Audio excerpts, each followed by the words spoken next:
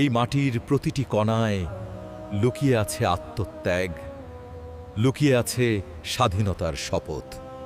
1971 আমাদের জন্ম দিয়েছিল,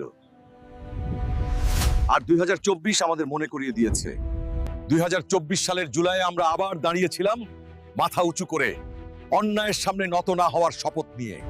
এই দেশ কারো ব্যক্তিগত সম্পত্তি নয়, এই দেশ কোটি মানুষের রক্তে কেনা অধিকার।